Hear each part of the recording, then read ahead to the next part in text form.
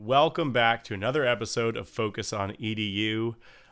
Love that people keep coming back, listening to these messages, commenting on these. Make sure that if you haven't been keeping up with us, you like, subscribe, hit the little bell, all the YouTube-y things.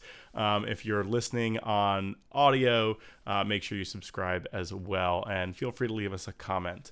My name is Doug Konopelko from CDW Education. I'm our National Esports Manager, and I'm really excited. Today we're talking to somebody who has definitely been in the trenches. So, Anna Patterson, welcome to the show. Tell us a little bit about your experience with esports. Hi, I'm Anna. I'm currently working as an esports agent at a talent management agency called AFK Pros, where we work with aspiring professionals or current professionals, and we help them with things like contract negotiations and brand deals and things of that nature. And I have a history with collegiate esports. I played for 4 years at Florida Southern College, where I served as the IGL, team captain, and team manager.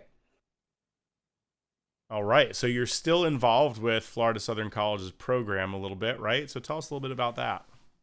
Yes, so I am currently coaching the current Florida Southern Overwatch team. I've been doing that for, I think, 3 semesters now. So I've been really involved with Florida Southern College, and I also try to attend as many as I can. Sort of esports events, like we had a Rocket League LAN recently, so I try to stay involved as much as I can. All right, for folks who may not be as familiar, tell me a little bit about Overwatch, right? Explain like I'm five, Overwatch. Yeah, so Overwatch is a first-person shooter. It has, I think, about 30 characters that you can choose from, and it's a very strategic game. So they have different kinds of maps. There's things like a hybrid, a control point, and a one that you just push a cart, essentially. So basically, it's 2 teams of 6, about to be 2 teams of 5 when Overwatch 2 comes out. And yeah, you just come up with different types of strategies and fight the other team for control of a point or pushing a cart. Sounds good. So you told me that you were the IGL. So we're probably going to hit on a few different acronyms as we go through here today. But tell us what the IGL is. Yes, so the IGL is in-game leader, and essentially they kind of call all the shots for the rest of the team. So they'll pick what ultimates you're going to use, what direction you're going to go in.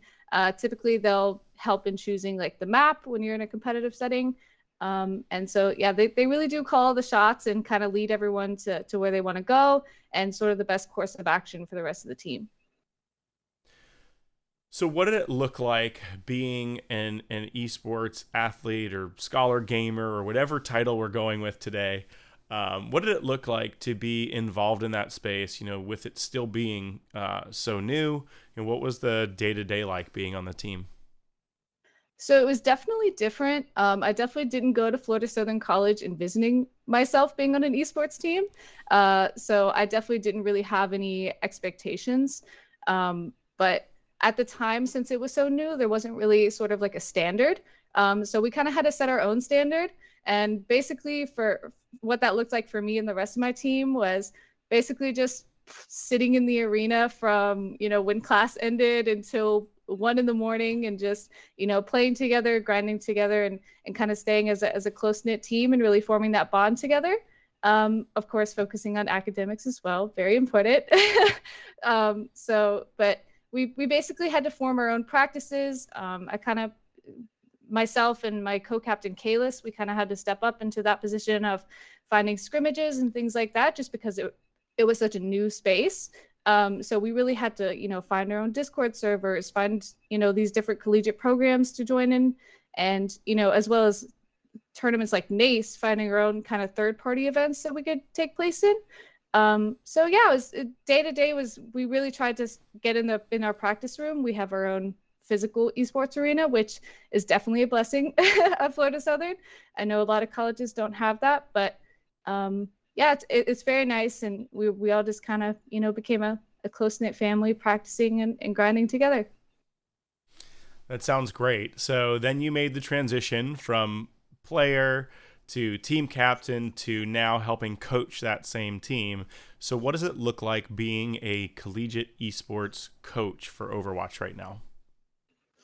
Yeah, so it's definitely about kind of educating yourself on some of the rules that come with collegiate sports in any sport, not just esports, and really kind of transitioning into being that leader. Which kind of came naturally to me as being in the IGL and being the team manager. But you really have to step up into a different level of professionalism, and you can't just be a friend anymore. You kind of have to be someone that they can look up to.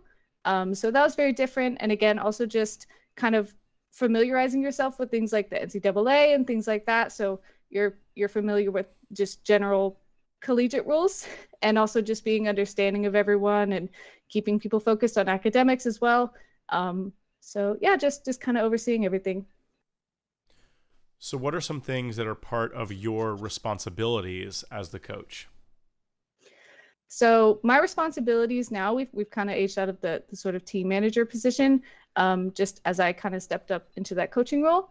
But usually my responsibilities are kind of organizing a team practice time that works with everyone, kind of collecting class schedules and making sure that everyone's prepared. That also includes finding scrimmages, coaching scrimmages, doing VOD reviews, picking team compositions, and sitting down and doing that with my also co-coach Kalis, who is a previous co-captain with me. And we kind of sit together and just we also do individual one-on-one practices with the players. So yeah, just really trying to get involved in every single aspect and kind of taking that responsibility from the players. Like we didn't have that option when I was playing. So really just trying to be there for everybody. Love that. And for those following along, VOD review, VOD, video on demand. So tell us, what does a VOD review look like for a collegiate team? So a VOD review, we typically that would take for us, it would take the place of sort of a practice right now. But ideally, you would take a different day and it'd be about 30 minutes long, and you'd review a scrimmage. Typically, we like to review a scrimmage, but if that's not available, then you would review like a competitive game and basically just kind of look through everything that we could have improved on, focus on individuals, kind of getting like a third person perspective, because sometimes it's kind of hard when you're in the game to kind of realize what exactly you're doing, just because you can't see your teammates around you from a first person perspective. So it really helps players to kind of get a better idea of what their teammates are doing and how they can better help their teammates. What are some of the things that you're looking for, you feel like you call out commonly with the team, right? When you're reviewing film, right? Because this is the same as a traditional sport, reviewing film, right? Reviewing game film, reviewing practice footage, right? So what are some of the things you feel like you tend to, the skills that you're tending to hone in on when you're talking about a rod review? So when we're looking at a VOD review, we definitely like to look at the main thing I like to look at is positioning. As I was talking about, sometimes when you're in a first person perspective, you can't really tell where your teammates are. So that really comes heavily into play and making sure that you're communicating that with your teammates, because you realize you can't see the other people around you. So we'll really try to focus on that, like standing in a certain place where if your teammate is standing over here, they can see you, and things like that that you just don't realize in the moment. We also like to look at like ultimates, because sometimes when you're in the game, you don't have an exact number for where the enemy team's ultimates are at. So it's nice to look back and see, when you use your ultimate in comparison to when they use theirs, or how fast, if you're playing the same character as someone on the enemy team, like how fast you got yours in comparison. So things like that are definitely the main things that I like to look for. Excellent. And ultimates are essentially a skill that builds up over time, right? A really powerful skill or ability that builds up over time through the game. That then you're saying it's strategic as to when you use that, right? Yes, so it's definitely important, just because it takes a while to build up, especially depending on which character you're playing. So that's definitely something that's important to keep track of, and it's definitely a skill that you can acquire over time to learn how to keep track of that without being able to see the exact number.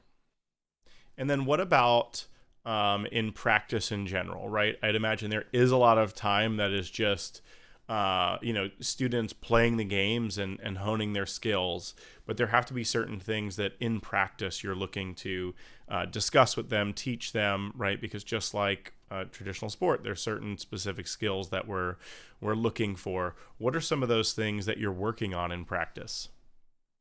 So one of the main things that I like to focus on in practice, and something that I like to pride myself on as a coach that I feel like I can provide very well, is offering better communications.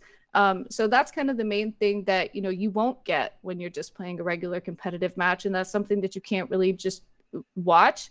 And especially since you're not playing with these people in your competitive games all the time, you don't know them, you don't know what they're going to say, you don't know how they behave. So it's definitely good in a team practice setting to kind of learn how people speak, what kind of things that they say.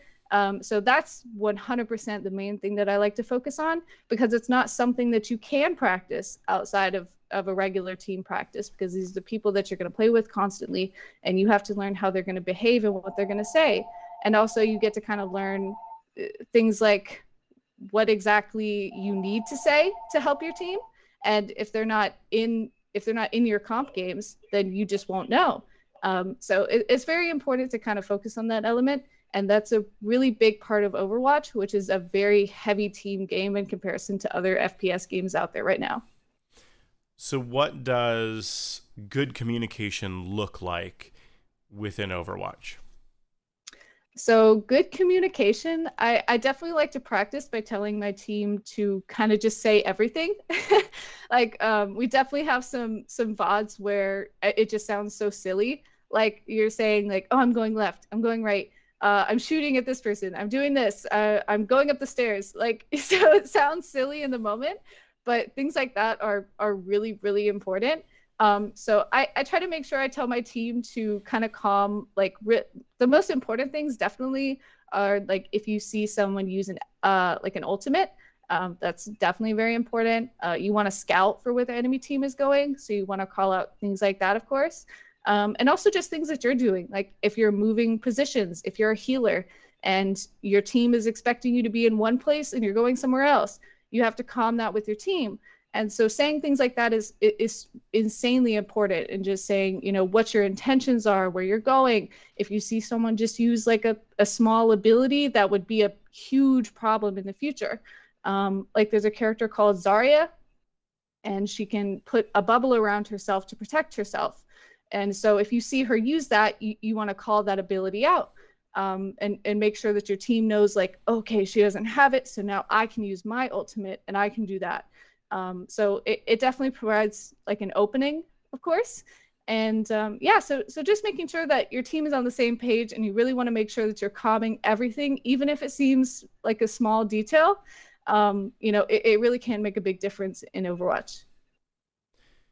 If someone is a new coach, right, if they have just been a player and are transitioning into that coaching role, what is either some advice you would give them, or maybe some resources you would send them to, or groups to become a part of, anything like that, for someone that's making that transition from player to coach? So I would definitely advise them to become more understanding of other people's perspectives. As an individual player, sometimes you might not be able to kind of think the way that your teammates do, or want to get in their heads, or want to get in their shoes in the position that they're playing. Especially if you've kind of only played one singular role your entire time when you were on a team. If you only played, a damage character, you might not have the same mindset as a support character. So I would definitely suggest like looking into other roles, and maybe talking to your team, and kind of understanding, maybe have them kind of coach you. I've definitely talked to my players. I was a healer my entire college career, and I'd hop in a game with a damage player and I'd be like, all right, tell me what you do. And so I can kind of get on that same level of understanding. So I would definitely say just, talking to people that that, you're impressed by, that, you want to be more like them, you want to understand their mindset. That'd probably be my biggest suggestion. And as well as playing other people's roles, even if it makes you uncomfortable, or puts you out there, and It might, embarrass you doing something that you're not used to, but if it helps you learn, then that's the most important part. Well, I can't think of a better place to end than if it helps you learn, that's the most important part. So, Anna, I want to thank you for your time today and sharing some of your story and experience with us. Thank you so much. It was a good experience. Thanks for joining us today. Don't forget to like and subscribe so that you can be notified whenever we post new content. Looking forward to seeing you next time.